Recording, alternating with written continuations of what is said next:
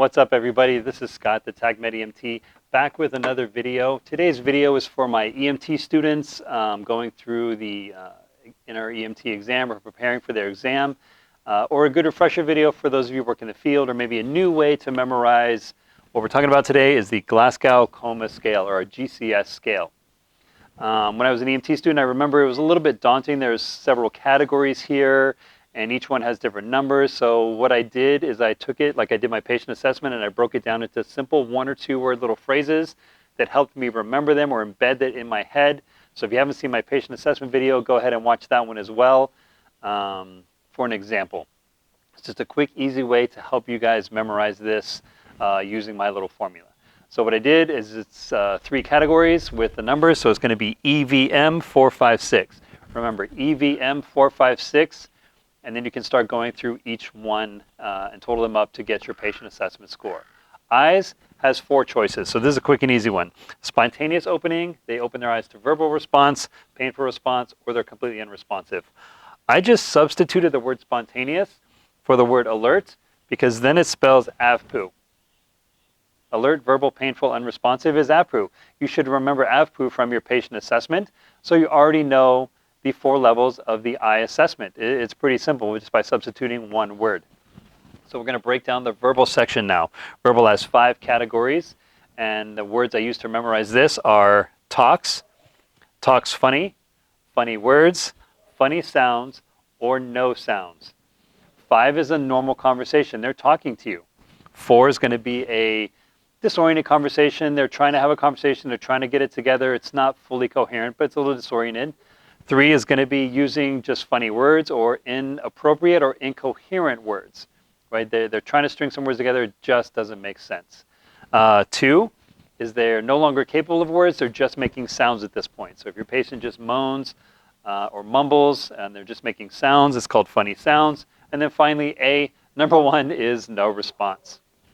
So E4, V5, M6. Moving on to the motor response. So the 6 levels to this assessment, and what I did to simplify this is just went down the scale and replaced them with some O words, and then we'll get into talk about TBI at the end here.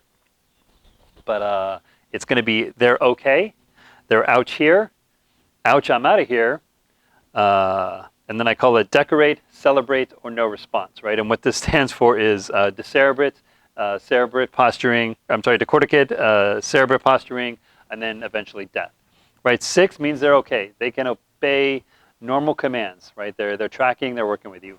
5 is they're ouch here. They have a localized pain. They can point to where that pain is. 4 means that they are going to ouch, I'm out, I'm withdrawing from that pain. So as you're doing your assessment, you touch something and they withdraw from that pain during your assessment. Ouch, I'm out of here.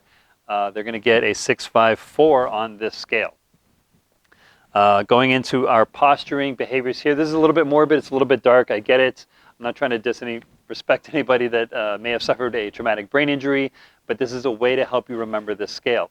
Because we're going into our flexion posturing, right, which is decerebrate, so they're going to flex inward, followed by their extension posturing from here. They're going to get into a cerebrate posturing.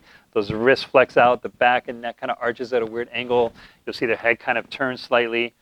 Though the cerebrate posturing is a late sign of a severe traumatic brain injury, and they're probably headed towards death, right? The way I remember this is simply they're okay, they have local pain, ouch here, ouch I'm out, they're decorating, then they're going to celebrate, and then they're going to die. If you see this in a patient, these are early signs of neurological damage, late signs of severe traumatic brain injury. They need to go to a traumatic brain center, a level 1 trauma center yesterday. As soon as you get them there, they need definitive care. So if you see these posturing behaviors, your patient in a pre-hospital environment is likely going to have kind of a bad outcome in this. That doesn't mean you're not going to do your best. I want you to work hard, apply every intervention, get your ALS paramedics there, and transport as soon as possible. We're going to treat them for shock and give our patient the best possible outcome that we can. But again, don't be surprised if your patient has a bad outcome or doesn't make it. It's not your fault. You did your best, and that's all you need to remember.